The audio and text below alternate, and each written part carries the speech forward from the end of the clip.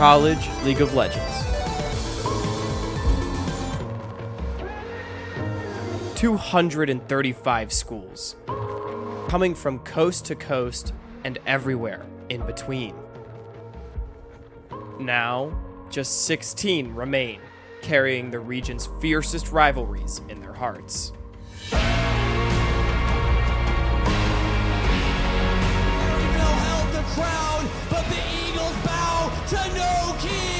Since then, I've hated that school. And legends in their soul. I know what I'm capable of, I know what my team is, and I know that we're going to perform when it matters, and when a lot of these other, top dogs are getting choked. Phenomenal performance from the University of California.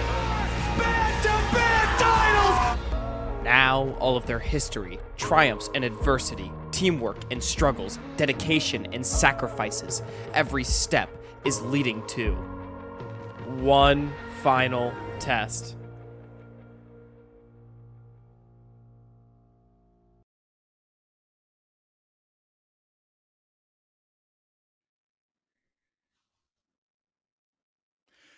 Welcome back, everybody. Thank you so much for being here. I am 4x4. I'm here with Quacks for the kickoff of day 2 of the CLOL Top 16. The matchup in front of us is UST against Purdue Northwest. Thank y'all for being here. Quacks, how are we feeling about this one?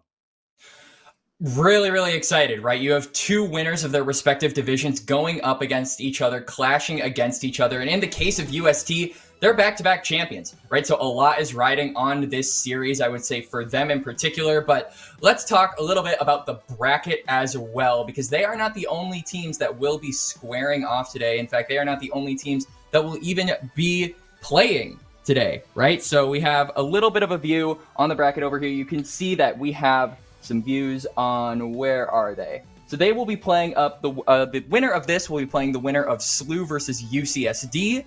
Both of those squads managed to 2-0 their round of 32, I believe. And so this is going to be a most likely, I would say the winner of this is going to go on to the next round instead of just the upper quarterfinals. I would say they probably make it to the semifinals. And yeah, just overall, we have a lot of other series going on today. Fisher versus CU is one that I'm particularly excited to see. GVU versus Winthrop should be exciting as well. But I would say this is another exciting matchup, and I would say we definitely got the good one today, 4x4. I think so too. I got to cast Fisher versus CU Boulder yesterday, and this one to me feels like it could go the same way, but we'll get into that in just a little bit. On your screen right now, you see the chock-full slate of games today, 5 of them to be exact. On this feed right here, on the Salty Runback pod feed, we'll have UST versus Purdue Northwest. That'll be me and Quacks taking you through all 3 to 5 games of that. Coming up next on this feed, rolling starts. So if we end early, if we end late, the next series should start a few minutes after this one is over. That's Ole Miss versus Oklahoma Christian. On the Running the Rift stream, kicking off right now as well. St. Clair versus Ottawa. And then St. Louis versus UCSD, right? Those 2 winners that Quacks just mentioned will be facing off against one another. The winner of the UST PNW series and the winner of SLU UCSD. I'm salivating at a potential UST SLU next round. But again, getting ahead of my skis here. Winthrop Esports as well, streaming on their match, on their stream, I should say, their match against GVU, another MEC team that has some connection to this one that we'll talk about in just a little bit. But Quacks, this one, like we said, it should be a good one. And before we dive into it, actually, let's plug the GoFundMe. Let's thank our sponsors for making all this possible because of all the exciting things that we get to talk about. I mean, none of this would be possible on this scale to be able to give this broadcast and these players, these teams, and these stories the covers that it deserves without y'all. If you guys have donated even a cent of your time or a cent of your money or thousands of cents of your money, you can see the names on the ticker on the top of your screen. That is everyone that has donated monetarily to making this stream possible, for giving us the opportunity to cover it at a professional standard, for giving Grapes and Hawk the resources to put this together. The GoFundMe link is on the bottom of your screen right now. The lines are still open. You can still make a monetary contribution and support collegiate and, like we said, give it what it deserves. For sure. And a special thank you to Gen G and Ole Miss in particular for, being named sponsors on this stream. So a huge shout out to them for their contribution, to their donations, and just making this possible, right? We wouldn't be here without, all the people above, like you said, 4x4, and we wouldn't be here without Gen G and Ole Miss. So thank you all to everyone who was here. But let's get a little bit of an overview of today's match, UST versus PNW. This is an exciting one. Like I said earlier, two winners of their respective divisions, UST back-to-back champions, going for a three-peat, something that has never happened in the CLOL history, just in general. And PNW, they have been around for a little bit, but they have not had stark success. This was the first split rather, that they managed to win their title. And it was through, a lot of cohesion from players like Doubtful and Klexo, who have been together for a while, and the new rookie 4x4 in a Winking. So a lot of exciting prospects on PNW, but UST, they're coming for the title at the same time. Yeah, they are the favorites in this one. Let's not sugarcoat it, but let's talk about UST right now. They are the higher seed. They are, like you said, Quacks, the defending back-to-back CLOL champion, not just champions of their conference. Porsche, Kenvy, Robbie Bob, Array, and Trevor.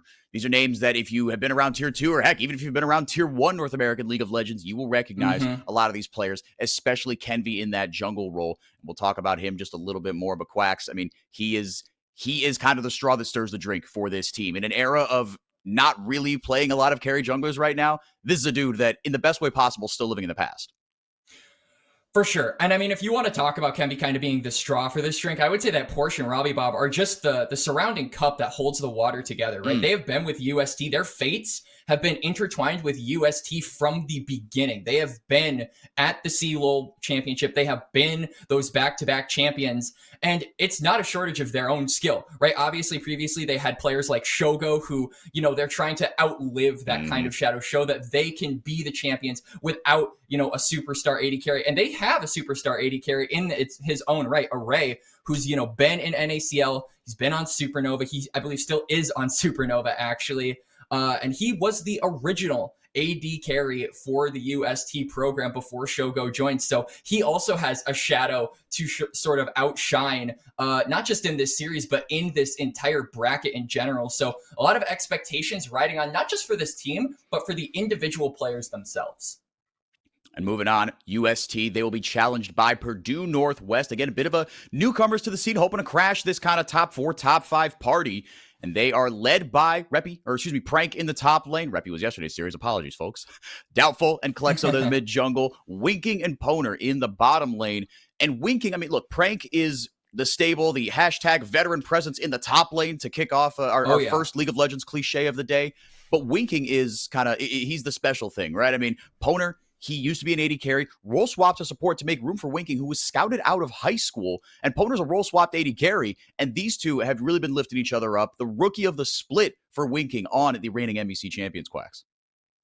For sure. Winking is definitely the most hype prospect, I would say, on this team. He's the one that I'm going to be looking out for the most, especially when you're going against a bot lane like Array and Trevor. You have to keep your eyes on this bot lane, right? You have a veteran in someone like Poner who, like you said, role swapped along with a newcomer in Winking, going against these really well-established bot laners on UST. But I want to kind of put a little bit of attention on this mid-jungle duo just a little bit. Doubtful and Klexo have been together for quite a long time. I believe when they joined PNW, they were scouted together, so they came as a package deal. And that's what they've been the entire time, right? They have been a very dominant combo. They have been very aggressive.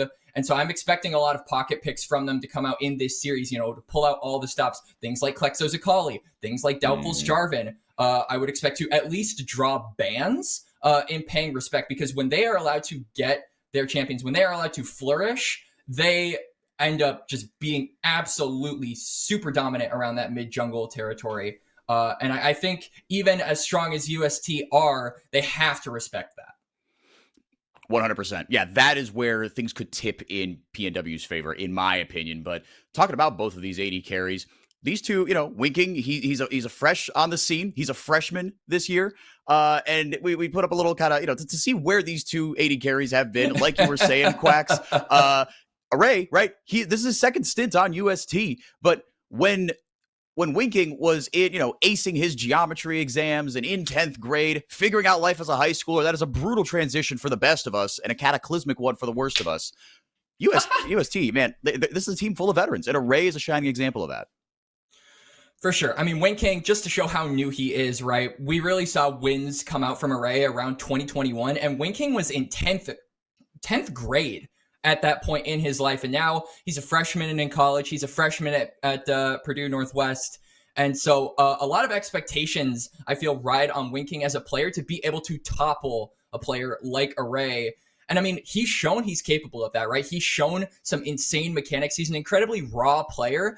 I think it's just going to be if PNW can unlock that mechanical prowess from him that got him scouted right out of high school. It should be a good one. This bottom lane matchup is one to watch, but also the mid jungle. We talked about Doubtful and Klexo and how they were kind of recruited as a package deal. They're actually Winking's roommates, so they've been expanding his horizons in on and off the Rift. We'll talk a little bit more about that later. You'll see in between matchups, but Doubtful versus Kenvi. These are two guys that work really well with their mid jungle pairings, but kind of in different styles. And so the graphic that we're going to pull up here is just to kind of help illustrate some of that here, right? Kenvi. He's a guy who, if you've been around the tier 2 scene, you'll know some of these numbers might not surprise you, but Kenvi, he gets played through a lot, right? He will bust out the Olaf, but Doubtful, like you said, he's got that pocket pick Jarvan, but he's got that Diana as well. I see Doubtful as a Klexo and Doubtful, they work as a 2v2 unit. Kenvi and Robbie Bob, one of the better tier 2 mid laners we've got in the scene. He is there to facilitate Kenvi, full stop. For sure. Kenvi is definitely the carry that Robbie Bob kind of wants to get on a train to be able to carry around that mid to late game. And I mean, we've seen Kenvi carry even in tier 2 when he was, on like 100 Thieves, when he was on the 100 Thieves Academy team. He would pull out some incredibly big pocket picks that were unique to him. Things like the Kindred, right? Kenvi's Kindred is lethal, to say the least. I feel like that's a little bit of an understatement. And we saw a little bit of Kindred yesterday from RBM, and that was incredibly impressive too. So I feel like if we want to see that from Kenvi, it certainly is a possibility, and Robbie Bob is the person to make that happen, right? And so I'm excited to see what Kenvi has been up to since I last saw him, since I last heard from him, and I think Robbie Bob is going to be the one to do that. But I figure while we're at it, while we are talking, about this series, let's talk a little bit about the predictions that we have going into this series, you and I, 4x4, because I think it's pretty unanimous. I think we kind of both agree on where this series is going, but I'll let you take it. Yeah, I mean, like you said, it's looking pretty unanimous. Again, UST, they are the favorites here. They're the back-to-back defending champions. But Purdue Northwest, right? I think they're kind of playing with house money, right? Everything after this, I think would be gravy. I don't think they would say that. I think they are here to win the whole damn thing. But as far as UST is concerned, they see this as another stone to step on their way to a potential three-peat that we talked about. I think 3-1. Again, maybe it's because these are the two series I'm casting, but I really do see a lot of parallels. If you were watching on the Running the Rift stream yesterday, myself and Axeman take you through the Fisher CU Boulder series. I see a lot of parallels between those two. CU Boulder, like PNW, it's not just because their colors are black and gold. They've got a lot of good pieces, a raw but exciting AD carry, veterans in the top lane, solid players in the mid lane, but at the end of the day, UST's experience, I expect to simply help them win out. I agree with you. Even though my graphic says 1-0, I think it's going to be 3-1 as well. I would expect, I think that PNW's, mechanical prowess and being able to unlock Winking could net them a win. And I'm hoping that that's the case because no one likes to watch a 3-0, to be honest. No. I mean, we're casters 4x4. 3-0s are, they're lame, right? They're an occupational hazard. That's all they are. For sure. Yes, they absolutely are. And so I think that UST are going to be the favorites. I think they're going to win overall, but I do think that PNW have what it takes. I do think that they have the sauce, if you will, to be able to pull out one win. And that'll be exciting to see because I think that would do a lot to encourage players like Winking who have just started their journey in CLOL, being able to at least topple a giant, even if it's just for one game, I think would really help him in terms of morale and being able to learn that he is, capable of being the next big ADC potentially. Yeah, and we talk about a bunch in the bottom lane, right, about how that could be the tipping point for PNW, how Winking and Poner could help them take that next step. But someone we haven't talked about as much, but is really worth mentioning, is in the top laner, a back-to-back MEC champion, won it with Grandview last year, but now coming in, Prank. I talked with Winking a little bit in a content piece that you're going to see in between games, and something that didn't quite make the final cut was how full of praise Winking was for for Prank, saying, look, this guy's a grad student. He doesn't have a lot of time. He's coming home, after he works at the clinic. I'm assuming that means he's in the medical field. So we can't start scrims until like 8 o'clock, but he's someone who he helps us take scrims seriously. He has been a champion before, so he knows what it takes to not only win the MEC, which he helped Purdue Northwest do, winking one rookie of the split as well. But he's someone that I think is going to be a stabilizing factor in this game, but also in this series to just help these players kind of, because I think things going sideways for Purdue Northwest against University of St. Thomas, it's not a when, it's not an if, it's a when, right? Inevitably, things will start to just, go pear-shaped, but it's how they react from that. And I think Prank's going to be a big part of that. I agree. I think that Prank is, a really big staple along with Poner. I would say that they are really the two big pillars that PNW rely on to sort of take the lead, to sort of refresh the team, potentially after a loss. Which, is expected in this series. But I think pillars on UST are also worth mentioning, right? We talked about it, Porsche and Robbie Bob, just trying to be these big pillars that have been with UST for so long and carry them to a three-peat. So I think that both teams, in a way, they sort of parallel each other, right? You have these big pillars, you have these players that have been with the squads for a long time, and then you have some newer players. I would say for UST, the new players definitely can be, even though he himself is not new to the scene.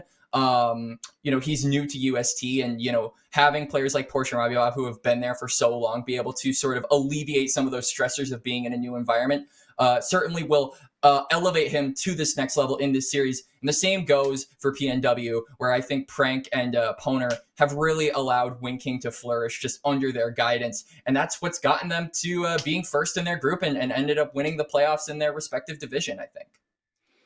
Yeah, and they've got a tough task ahead of them here. So we'll see kind of how, the measuring stick, how they measure up. We are going to get into draft here in a little bit, less than a minute. It's around the corner. And I think we're going to learn a lot about these two teams in draft. And I'm really excited to watch the evolution of draft over the course of this series, because especially for Purdue Northwest and now having blue side, starting on the blue side, they've got some picks that they are known to bust out here. Things like a Blitzcrank for Poner. Both these 80 carries love to play scaling picks, but kind of different varieties. One likes a Jinx, one likes an Ezreal, things like that. And then the mid jungle 2v2 as well, because there are very synergistic picks that especially Doubtful and Klexo like to go with, sort of like Lucianami in the sense that you can't really have one without the other. So I expect if certain pocket picks like a Diana Yasuo go through for Purdue Northwest, maybe not in game one, maybe they don't bust that out immediately, but I would expect those to be part and parcel as the draft goes on. Ash, Olaf, Skarner, the band so far. Taking that Olaf away from Kenvi, I'd say it's a good blue side band there. I think UST probably want to ban a little bit away from Winking, and I was just about to say Varus, and just as I do, yeah, that is going to be taken off the table. They want to make sure that they target the big mechanical beast in Winking. So I'm wondering if they're going to stick with 80 carry bans in this phase, maybe try to ban him out a little bit more, make it more difficult for PNW to access the champions that Winking is comfortable on. Or if they're going to try and take away maybe a support here, maybe try and make it harder for Poner to be that sort of facilitator that he has been for them so long. But they're actually going to go straight for a jungle ban. So Volibear taken off the table, PNW going to ban away the Jinx, and Prank going to lock in that Hui for his mid laner. And we were talking about it in draft, you and I, 4x4. It's Kenvi's Kindred that's been unlocked on the Rift. Yep. And that is, again, we'll see kind of what Robbie Bob wants to play to facilitate that, but you can bet your top, bottom, and middle dollars that is going to be how that relationship goes, right? Robbie Bob plays for Kindred, but he's really gosh darn good at it, and it's led them to a lot of wins. They were undefeated in conference play coming into this tournament, so they know what they're doing here. Now, one thing I think is interesting here, Winking actually has played Hui before. So Winking does actually have this in his bag. It could flex itself. So let's keep an eye on that. But like you, I think that if you're going to play this blind for Klexo, I don't hate it. Gragas locked in here. I imagine that's going to go to Prank in the top lane. I would imagine so too. And now I wonder what Robbie Bob's going to lock in here. I would think that maybe with a Kindred, you want something that facilitates it and does well into Hui that we're assuming is going in the mid lane. So maybe something like a Galio makes sense, being able to jump to the Kindred whenever they decide to invade or go for an aggressive play. And also just being able to eat the brunt of the damage that the Hui, will deal to you from long range, but instead it looks like they're just going to go for the Cassante. Now, I saw Cassante yesterday go to the mid lane. We were back in season 13 for a little bit there, but I would imagine that this is going to go to Porsche. I think so too. Yeah, I think taking that into the Gragas, right? The Gragas, I saw that I saw Renekton opt into that last night. It did not go well at all. And I think that the Cassante is kind of an answer into that, just trying to neutralize that Gragas pick, not letting it get completely out of control. But even if he does get quote-unquote neutralized, with the amount of magic damage that's going to come out from Klexo, again, assuming from the Hui, you might not need to really build kind of the, the Seraph's Roa Gragas. Instead, you just go tank Gragas. Kog'Maw, Thresh, and the Ahri banned away here, so it will be that Galio. Well done, Quack. Saw that one coming out of left field, but like you said, it's a facilitator pick, and you see kind of, like his ability to impact other lanes as well. I think this mid jungle now has incredible ability to roam around and get the other lanes ahead. For sure. And we saw Thresh banned away, so it looks like Zeri is going to be the one locked in here for Winking. I wonder if maybe we're going to see something a little bit more aggressive like the Nautilus, or maybe something that has its own invincibility. I was actually about to say the Taric, something that can give some extra little life to PNW squad. I think Taric's actually a really good choice here. You have a lot of engage coming out from Doubtful and Klexo, Doubtful and Prank, rather. And, that engage is super good to have with a player like, or a champion like Taric, where you're able to get some of those big stuns off, where you're able to put them in the middle of the team fight, but it's not going to be UST able to kill them because of the Cosmics. And I think UST are wise to respond with a lane dominant pick here in the Nautilus. Just try and mess with the Zeri a little bit and potentially even hook her over the wall. That is an interaction that is possible, where you can grab Zeri out of the animation of her wall jump. It's hard to do, but Trevor certainly has the capability, as he is a very capable support himself, as we are going to hop right onto the Rift. And already UST looking for some aggressive plays.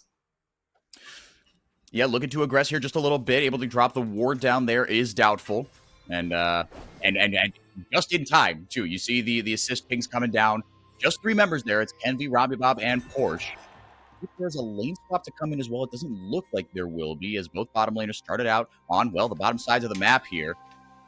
We could be headed for something a little explosive here early, like Ship for the Night. They're Robbie Bob in a little bit of trouble here, potentially. Lexo and Poner, get the damage down. The fear comes out. Robbie Bob's going to have to burn that flash, but the exhaust comes out on top of him, immediately gets the shield down as well. Will not die to it, but Galio without that flash is huge. For sure, and Robbie Bob, I wonder now if he's actually going to expend the TP to get back to lane. Missing the first few sets of minions is not what you want to see when you're going against a champion like Hui, who we're expecting is going to just permanently try and harass this Galio out of lane, permanently going to try and poke Galio out of this lane. So you want to make sure you get as many minions as possible before he dings that level 3 and has access to all those spells to do so and just chunk out your health bar. You took the Shield of Durand early here, so the trading patterns aren't going to be quite as fun for him, right? With the Winds of War, you can kind of turn into a bit of a ranged champion and, trade back and go toe-to-toe with the range that the Hui is going to offer. Owner and Winking playing this Zeri Taric here. And something I think to watch, Quacks, is, you talk about that Cosmic Radiance and how impactful it's going to be and how you can layer that engage, right? Kind of that primary and secondary engage from Doubtful in high-impact ultimates. The game of invincibility ultimate chicken is going to be interesting to watch here as Kenvi goes for his chickens with the Lamb's Respite from the Kindred and the Cosmic Radiance from the Terror. But it is also important to mention that I think Prank needs to be unlocked in the top lane, be able to roam around the map in order to really make that game of chicken with the invincibility spells like you were mentioning for Y4, pushed in PNW's advantage, as a hook does land onto Trevor. Stun goes out here from Poner. Porsche has a level advantage on Prank, and he is making him remember it. Kenvi got himself the red buff here and has a ward down, so he's going to see Doubtful as he walks over here. Looking for this potential third wave crash, potential, I say, because Kenvi spotted Doubtful. If he hadn't seen him, maybe he goes for that, but that's the power of deep vision, Quacks, right? That was a cursed dive if that went off. But now, they have the shove pushed in top lane, they have the shove pushed in mid lane, and Doubtful is without any help here. And he will get bullied out of his own jungle. Another ward goes down here. Prank on relatively low health here, but they got the camp that they wanted, and they will get out of dodge. Kenvi putting the Hunter's Mark there onto the Gragas. If any shenanigans should arise, this 2v2 is extremely strong, Quacks. And you can see the Mark spawning on the other side of the map, and the Prio does favor PNW down there, so it could be a little bit risky for Kenvi to roam on down, try to secure that Mark, but Trevor is in the area. Maybe he wants to just try and protect it, but I think Winking and Poner have something to say about that. Yeah, even if that's something to say is, hey, don't touch that. then that should be sufficient. And I think that will be it. Well, for now, I say that. In goes Doubtful here. Shield of Duran goes out. Flash stun. Very nicely done. They lock up Robbie Bob, and that'll be good enough for a kill. It goes over to Doubtful. First blood, Purdue Northwest. No flash on Robbie Bob. No real help around the area. He just is completely caught out. So good target focus there by PNW, going for the flashless Galio, realizing he has no way out of the fight. And at the end of the day, they managed to get the kill right over to Doubtful, who wants that early prio. Prank with the solo kill. With the solo bolo onto Porsche. Blew the flash, but you'll take that 10 times out of 10. Beautiful play there by Prank, and Porsche forced to TP back to lane. Now the wave is in a position where I think Prank doesn't have to expend his own TP, so this could be a massive advantage for PNW early on in this game if they decide to fight for things like the Dragon, which Prank will have access to join in those fights, but Porsche will not. So definitely opening advantages early in the game here. PNW, they're looking really strong here 5 minutes in. No, looking really, really good. And like you said, Prank was one of the lanes you wanted to see kind of get unlocked a little bit, because that explosive cast, if he's able to be effective, now you don't have to be like Astro ahead to have an effective explosive cast, right? Yeah. Especially into the Kindred ult, right? Knock people out of the Kindred ult. That's, again, one of these little mini games that we're tracking over the course of these team fights. But the gravity that he is going, creating space, that's one of the League of Legends cliche buzzwords that were thrown around in the middle of Season 14. He's going to be able to create a lot of space, right? That you cannot ignore this man, especially if now with a kill ahead, that also helps to kind of alleviate the fact that he's got 400 gold's worth of kind of dead gold sitting there with the tier in terms of combat power. Not that the Mana Crystal really does much for combat power, but you get what I'm saying. It gives him a nice little advantage here, especially considering, not for nothing, Quacks, he's 30 CS down. For sure. I think getting that kill definitely alleviates the gold lead that we've been seeing accumulate over the game, as Porsche, like you said, about 20 CS up in this, the farming department. And it seems like UST have quite a monopoly over the top side here with the prio department, as it's just going to be both junglers. Yeah, 6 minutes in, Grubs have spawned. They are going to do the tried and true classic handshake that all the junglers love. It's just nice to have something to handshake over that isn't the Herald. I mean, it feels really, really good. Doubtful, Poner, and Winking are going to be able to come up there and help. Trevor and Array, you're not going to pull the trigger here, right? I mean, Plexo has got Robbie Bob locked up in that mid lane, but he does have the Hero's Entrance should he want to use it. Did hit that level 6, but the trade is pulled off here. The exchange goes off. 3 grubs for a Dragon. Purdue Northwest still only up about 100 gold here, Quacks, but you like the way that things have started for them. And Mark has spawned, so a fight will brew. Well, that hurts. Hang on a second here. We got some shenanigans in the bot lane. Hero's Entrance coming in, meanwhile, to protect Kenvi. The Magic Shield's going to go down. He doesn't have Lamb's Respite, and he will get lit up by Klexo. That range is deadly. Speed kills, range does too, and Array getting a kill on the bottom lane. Array managing to pick a kill, but I want to go back to this top lane. Kenvi not off to the greatest of starts here, 0-1, and previously wasn't able to get the dive off either. So he has accumulated a decent CS advantage over Doubtful, but he has not been able to secure these marks. And at the end of the day, that's what you want in the early game as Kindred. You want to be able to go for those marks. You want to get, that fabled 4 mark spike where you can get that extra little bit of range. And so far, PNW have been doing such a good job at just subjugating this Kindred from being able to scale up.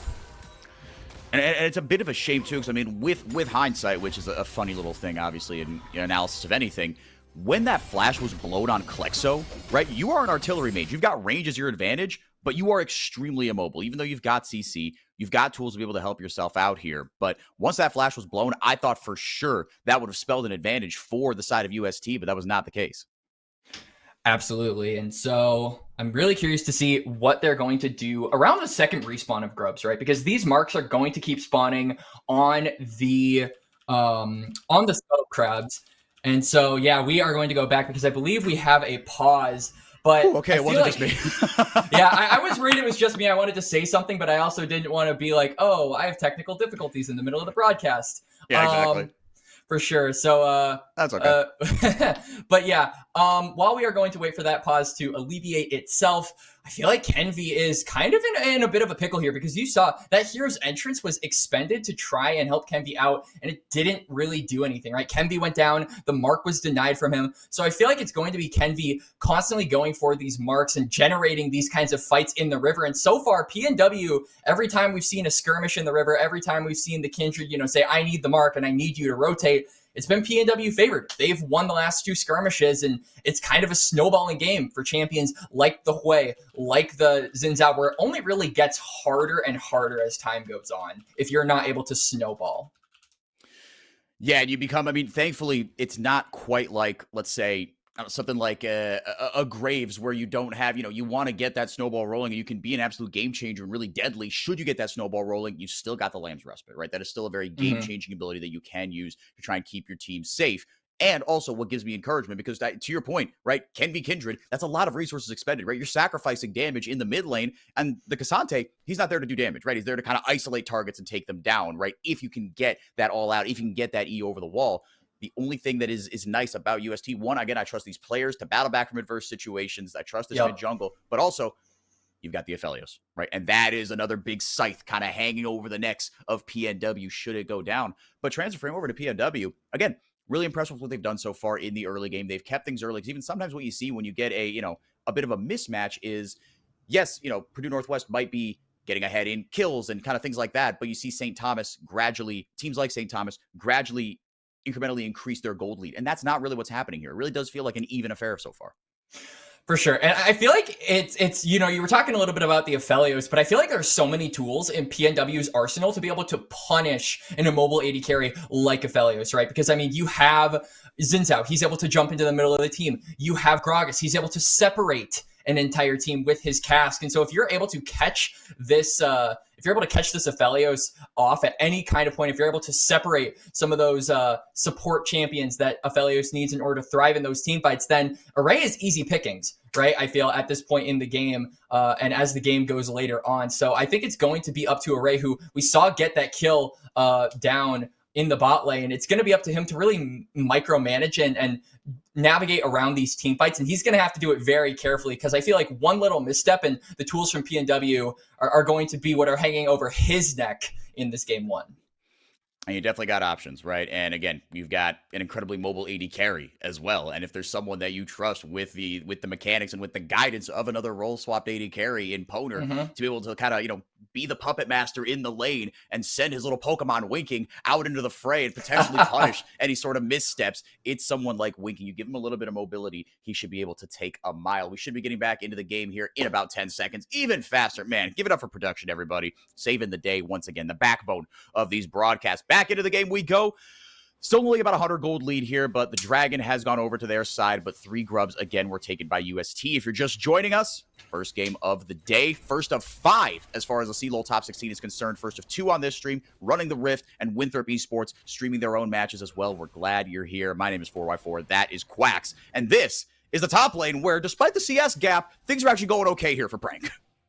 For sure. And Prank, Gragas is a champion, especially in this kind of position in top lane where you don't really need gold in order to be useful. You were talking about how the cask doesn't necessarily, him being ahead doesn't necessarily decrease the value of the explosive cask in these team fights to be able to deny those big Lamb's Respite plays from Kenvi. And we have a fight in the top lane here. Yeah, you could just do stuff like that. Push him into tower range. Porsche goes all out here, but will not be able to get quite enough damage down onto Prank. He had his flash coming up in about 10-15 seconds as well, but the safety of the tower was enough for now. Yeah, it's about repositioning, right? And speaking of positioning and kind of running at you, oh, hang on a second here. I'm going to hold that thought. The Demolish proc, not actually going to go off, I don't think, here, but you got 2 plates there from Porsche. So he's feeling really, really good. He's in a really healthy spot here, Quacks. And you want to talk about, again, we talked about tools for Purdue Northwest, being able to get onto an immobile AD carry. Being able to get onto a mobile AD carry is a little bit tougher, but Porsche and Trevor could be able to get onto Winking should that need arise, because these 2 are going to be the hyper carries for this team. Kenvi, I view a little bit more as a bridge, especially now, like we've discussed, that he hasn't had the best start to the game just yet. Still sitting on, I think, just 1 mark. Production, if we could get a look at that whenever you get a chance. But still only on the Noon Quiver, but still in a nice little item spike here to potentially fight should they want to. Absolutely, and you were talking about, the one mark that is most likely going to generate to 2 now is Kenvi. Prio in both side lanes, and Doubtful's on the top side of the map is not going to have any contest to pick that one up. So a feels good man for Kenvi being able to finally grab that one, and with no fight nonetheless, right? So no real contest from PNW, but I have a feeling they're going to contest these grubs spawning in just a little bit here. You can see the priority in top lane has shifted. Now Prank is putting Porsche under his own tower, and the cask has gotten back up off of cooldown, so the low cooldown on that ability coming up big for a potential fight here in the top side. But the hero's entrance is also still up, so you can never underestimate the power of that ultimate and the influence it can have on these sort of tighter space skirmishes like in the river, as Doubtful is going to be the first one to these grubs, but is going to be spotted out. He is spotted out by Robbie Bob and Kenvi. I think Doubtful maybe going to be able to grab just the one. Does have his smite. Does not opt to blow it just in case that contest comes up for that critical 5th grub. TP coming in here. That'll be Prank. He grabbed himself his boots, and now he is ready to rumble. Another Void Grub does go down here for Kenvi, so 4-1. So neither one will reach that critical 5th mark, but Prank able to invest the TP to bail out his jungler. Klexo was waiting in the wings as well. I would say a worthwhile investment here. Now his advantage on this wave should he try to go for it. And you can see Porsche's in the top lane now. We might actually be activating a little tactic that everyone has been reinventing over the past, I want to say, month or so now, called lane swaps. Because you can see Trevor and Array are here in the top lane. So yeah, I think UST are going to be putting that one to the test. And now that all the grubs have been taken, the main objective that you want to go for on this top side has been felled, and now it's all about the dragons, right? Which one can stack those the fastest? And so far, that's in PNW's favor. And Array and Trevor here with, that dragon has spawned, so I thought that was the trade we were going to get. Kenvi instead opted to kind of contest potentially, and didn't get any sort of grubs out. I mean, well, he got the 4th grub, but he also got Prank's TP. I think that was a worthwhile enough investment for him, or at least that's how he's viewing it. Trevor standing on a Pixel Brush ward, doesn't realize it really. Array is on a Storm Razor, hasn't cashed in his call just yet, but feels that relative to the bottom lane, I guess, that they've got a better matchup here on the top side to get a couple more plates into Array's pocket. The Dazzle goes out, so does the Explosive Cast. Trevor in a bit of a pickle here. Not going to invest another hook because the CC chain would have been a little too much. Probably would have gotten burst down under tower. But here comes Kenvi potentially looking for an assist here. Again, does have the Lamb's Respite. Gets exhausted immediately. Has to vault back over the wall. Good thing that Q came up. The barrel goes down. Flash out. Trevor with the max range hook. And before the Cosmic Radiance goes off, Array able to mop Owner off the map. And I love the aggression coming out from UST, but Kenvi in particular, as soon as that Explosive Cask was used, you could see Kenvi with a little bit more of an aggressive position, right? Walking up toward that Tribush, knowing that they can potentially go for the dive now that no one can knock his team out of the Lamb's Respite. So good recognition, but at the end of the day, it was Poner going right to where Kenvi wanted him, and they managed to pick that kill up, and they gift it to Array. Array now 2-0 here, even in CS, but again, still has that call, still has that kill's worth of gold in his back pocket, so he's going to grab himself tier 2 boots as well as a pickaxe. He's feeling really, really good right now, and I mean, again, the scaling that this composition is going to have because of, yes, the Cassante a little bit, but more so, obviously, that Aphelios is a bit of a ticking time bomb. Any advantage that you can get early on here is going to pay its dividends much more so later in the game. And I'm glad that you pointed out, by the way, that Explosive Cask, right? We were talking about the little mini games as far as high-octane ultimates that we're going to be tracking. That was huge, and I think you hit the nail right on the head. That was the go button for Kenvi, right? To try to bait something out, knew that he had his Q to be able to hop over, hop back should he want to. And it was fantastically done as well. Trevor with a max rage ultimate. Poner just not quite quick enough. With the Cosmic Radiance, Shirelius is the first buy here for Robbie Bob. You're seeing this a lot on mid laners. I saw it yesterday on the Vagar. I forget exactly the context, but yeah, I mean, look, but again, it's Robbie Bob knowing that he is not the star, right? It's not that deep for him. He's got to be the supporting pillar, and that's how it's always been between him and Kenvi. And if you're going to be able to grab this second Herald, or first Herald, I should say, and be able to mop that up pretty easily here for Kenvi. For sure, is going to go the way of University of St. Thomas, but they don't really have anything on the map that can be traded back from, right? PNW don't really have anything, and it's oh my goodness. Owner 100-0. Trevor sets it up. Array knocks it down. The alley and the oop is lethal. Trevor, you saw the opening, and he took it. Just 100-0'd Owner right there. And now Array is 3-0. This is not the spot that PNW want to be in. And Wing King, we were hyping him up as Klexo potentially caught out here. Oh, who's caught out here? It is Klexo indeed. Kenvi knew he had Robbie bobbing away, waiting in the wings here. Winking tried to find a way in, but with no bodies to block him, knew if he committed, he would be committed upon. Kenvi now very much back in this one. Got that Kraken Slayer and fought on that item spike, man.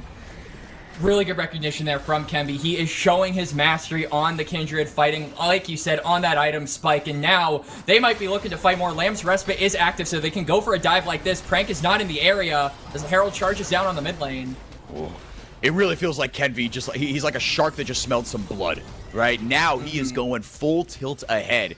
And I mean that in a good way, right? He's going full tilt. He's not fully tilted. I'd imagine he's the opposite of tilted right now. He's gone from a bit of a low, bit of a dragging early game, but he has come up really, really big here. They've got themselves 2 charges on that Herald, no less. Quacks, the map control is firmly in UST's favor as that bottom tier 1 goes down as well. It's night and day here. You know, we're 15 minutes into the game. 5 minutes ago, it felt like PNW. Yeah. You know, they had a small gold lead at that point, but they had like a chance. But all of a sudden, you blink and you miss it. UST, suddenly, they have a 5k gold lead. They're taking towers left and right. Every objective on the map has belonged to them. And now, with the Dragon spawning in a little over a minute here, it feels like PNW can't even contest this. Whereas 5 minutes ago, when they got their second Dragon, it was firmly within their control to fight. And it's so well timed, right? Like you said, with the Dragon coming up in a minute, you see all the deep vision that was gotten by Kenvi, using the item spike, using the tempo that he was able to generate for himself, the momentum. He swung that right into full control of that bottom brush, of that south quadrant of the jungle, I should say. And even though those wards are getting cleared out right now, they know exactly where Purdue Northwest are. Porsche and Kenvi now looking to put some hurt onto Frank here. Puts down the explosive cast, but that's really not going to be much. Frank is not long for this world, excuse me. Kenvi with his 3rd kill of the game now. Complete domination on both sides of the ball here. Kenvi is going to pick up the mark on the Grump as well. This is 5 marks for the Kindred. Again, you blink and you miss it. Suddenly, Kenvi is full steam ahead on this pick that he has built up a reputation on. And UST, they're looking to etch another game in their long-standing reputation. Back-to-back champions. They're saying this team is not the one to stop us.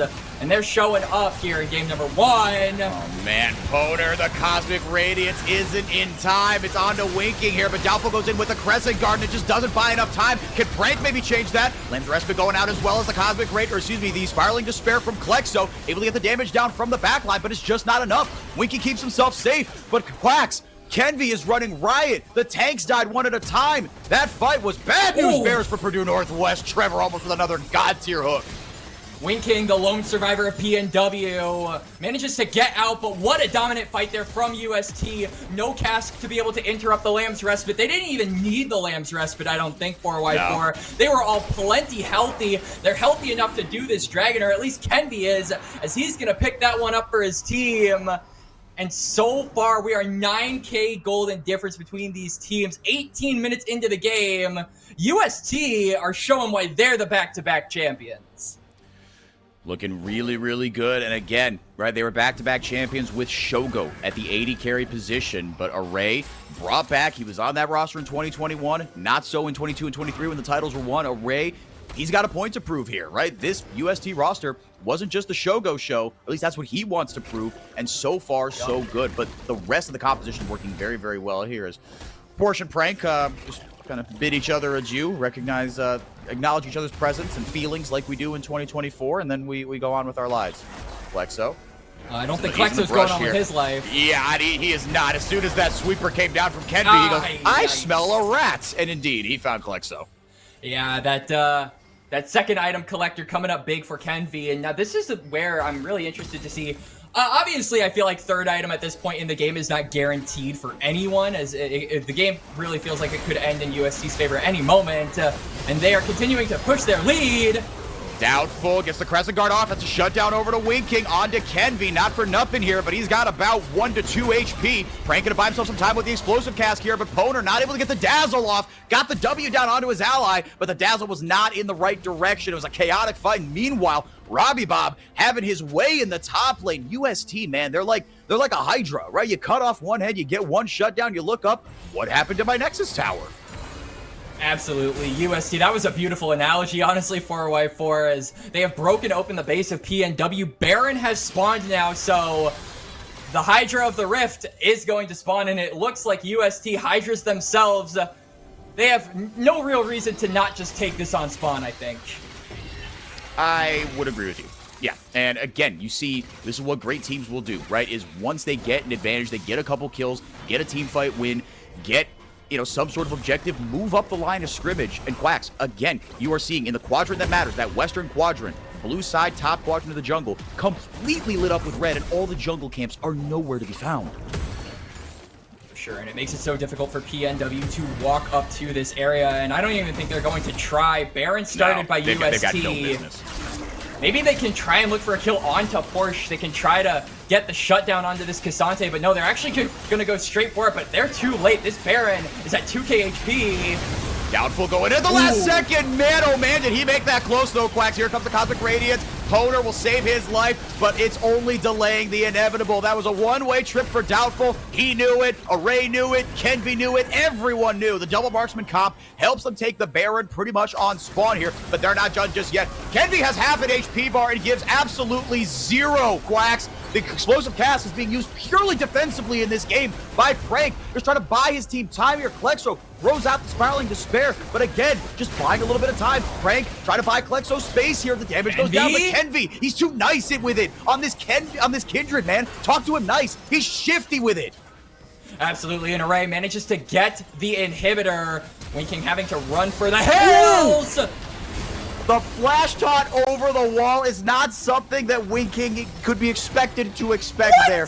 But when you get an inch, these guys take a mile. UST keeping their foot on the gas here. Got themselves an inhibitor and pushing on 2 lanes here with this Genji Baron buff still rolling.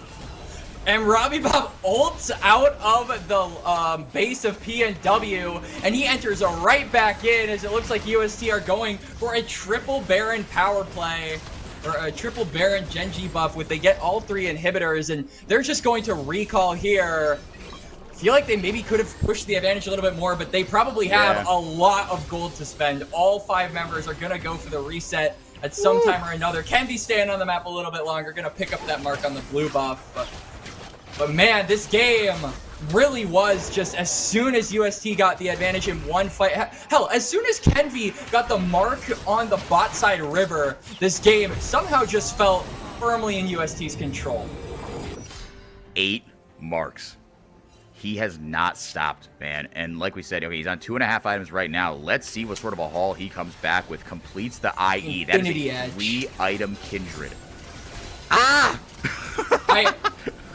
I love this crit build coming out from Kindred. I think Infinity Edge is such an underutilized item for some of the marksmen, or some of the more niche marksmen, like Graves even. I've seen some Graves run that as well. But Kenvi, I love seeing this IE come out from him, and he'll be able to take it for a test run one final time, as it looks like PNW, one final time is all they've got as UST marching to the bases 5.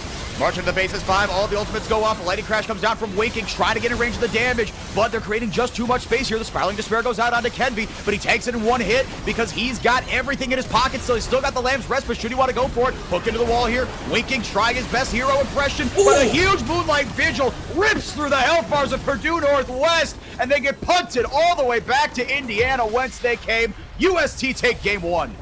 What a dominant game from UST, and it looked like PNW had a chance. It looked like in those first few minutes, hey, we were saying maybe they could do it. Maybe they could build a huge gold lead. Maybe they could get the first win of the series. But I literally looked away for a couple of seconds, and suddenly UST were just ahead. It just felt like the game was in their favor from minute 1.